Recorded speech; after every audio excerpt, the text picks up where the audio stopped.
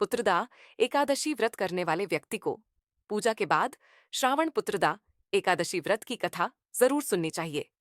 ऐसा करने से व्रत पूर्ण होता है और मनोकामनाएं पूरी होती हैं। अब आप शांतिपूर्वक इसकी कथा सुनिए। इसके सुनने मात्र से ही वायपेयी यज्ञ का फल मिलता है। पुत्रदा एकादशी की व्रत कथा द्वापर युग के आरंभ में महिष्मति नाम की एक नगरी थी, जिसमें महिजित नाम का राजा राज्य करता था। लेकिन पुत्रहीन होने के कारण राजा को राज्य सुखदायक नहीं लगता था। उसका मानना था कि जिसके संतान न हो, उसके लिए यह लोक और परलोक दोनों ही दुखदायक होते हैं। पुत्र सुख की प्राप्ति के लिए राजा ने अनेक उपाय किए, परंतु राजा को पुत्र की प्राप्ति नहीं हुई। वृद्धावस्था आती देखकर राजा ने प्रजा के प्रतिनिधियों को बुलाया और कहा, हे प्रजाजनों, मेरे खजाने में अन्याय से उपार्जन किया हुआ धन नहीं है। न मैंने कभी देवताओं तथा ब्राह्मणों का धन छीना है। किसी दूसरे की धरोहर भी मैंने नहीं ली। प्रजा को पुत्र के समान पालता रहा। मैं अपराधियों को पुत्र तथा बांधुओं की तरह दंड देता रहा। कभी किसी से घृणा नहीं की। सबको समान माना है। सज्जनों की सदा पूजा करता हूं। इस प्रकार धर्मयुक्त राज्य करते हुए भी मेरे पुत्र नहीं है। सो मैं अत्यंत दुच्छी पा रहा हूं। इसका क्या कारण है?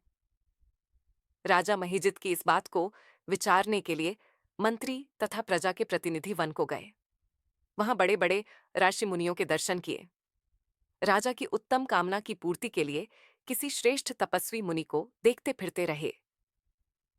एक आश्रम में उन्होंने एक अत्यंत वयोवृद्ध धर्म के ज्ञाता, बड़े तपस्वी, परमात्मा में मन लगाए हुए निराहार, जितेंद्रिय, जितात्मा, जितक्रोध, सनातन धर्म के गूढ़ तत्वों को जानने वाले, समस्त शास्त्रों के ज्ञाता महात्मा लोमश मुनि को देखा, जिनका कल्प के व्यतीत होने पर एक रोम गिरता था।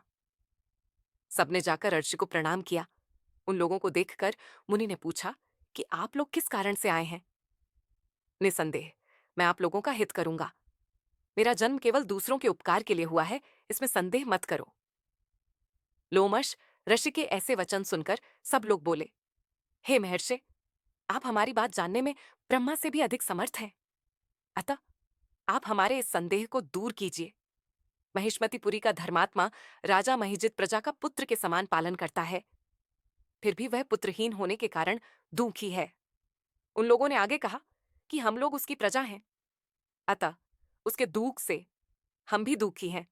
आपके दर्शन से हमें पूर्ण विश्वास है कि हमारा यह संकट अवश्य दूर हो जाएगा, क्योंकि महान पुरुषों के दर्शन मात्र से अनेक कष्ट दूर हो जाते हैं।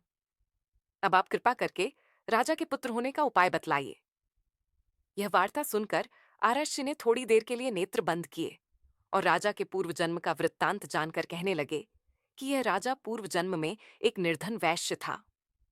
निर्धन होने के कारण इसने कई बुरे कर्म किए। ये एक गांव से दूसरे गांव व्यापार करने जाया करता था। एक समय ज्येष्ठ मास के शुक्ल पक्ष की द्वादशी के दिन मध्याह्न के समय जबकि वह 2 दिन से भूखा प्यासा था, एक जलाशय पर जल पीने गया। उसी स्थान पर एक तत्काल की ब्याही हुई प्यासी गौ जल पी रही थी। राजा ने उस प्यासी गाय को जल पीते हुए हटा दिया और स्वयं जल पीने लगा। इसीलिए राजा को यह दुख सहना पड़ा। एकादशी के दिन भूखा रहने से वह राजा हुआ और प्यासी गौ को जल पीते हुए हटाने के कारण पुत्र वियोग का दुख सहना पड़ रहा है। ऐसा सुनकर सब लोग कहने लगे कि हे अर्षि, शास्त्रों में पापों का प्रायश्चित भी लिखा है। अतः जिस प्रकार राजा का यह पाप नष्ट हो जाए, आप ऐसा उपाय बताइए। लोमश मुनि कहने लगे कि श्रावण शुक्ल पक्ष की एकादशी को, जिसे पुत्रदा एकादशी भी कहते हैं, तुम सब लोग व्रत करो और रात्रि को जागरण करो, तो इससे राजा का यह पूर्व जन्म का पाप अवश्य नष्ट हो जाएगा। साथ ही राजा को पुत्र की अवश्य प्राप्ति होगी।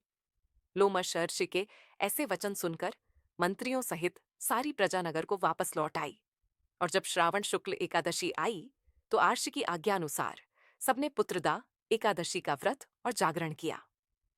इसके पश्चात द्वादशी के दिन इसके पुण्य का फल राजा को दिया गया।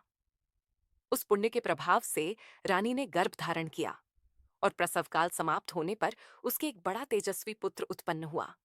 इसीलिए हे राजन, इस श्रावण शुक्ल एकादशी का नाम पुत्रदा पड़ा। अतः संतान सुख की इच्छा हासिल करने वाले इस व्रत को अवश्य करें।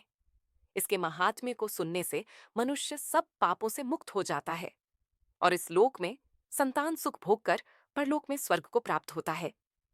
जय श्री हरि इस पुत्रदा एकादशी पर लगाए राशि अनुसार भोग। मेष राशि के जातक पौष पुत्रदा एकादशी तिथि पर भगवान विष्णु को माखन मिश्री। वृषभ राशि के जातक विष्णु जी को चावल से बनी खीर।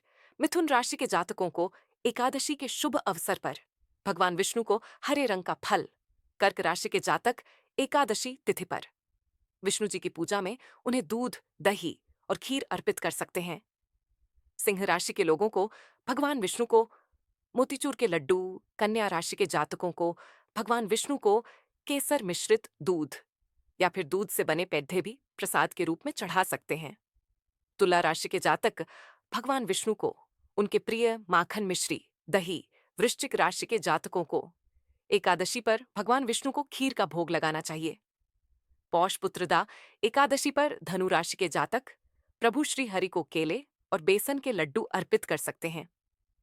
मकर राशि के जातक भगवान विष्णु को चूरमे का भोग।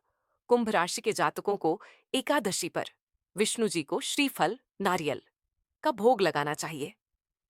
मीन राशि के जातकों के लिए विष्णु जी को एकादशी पर बेसन के लड्डू का भोग लगाना शुभ माना गया है।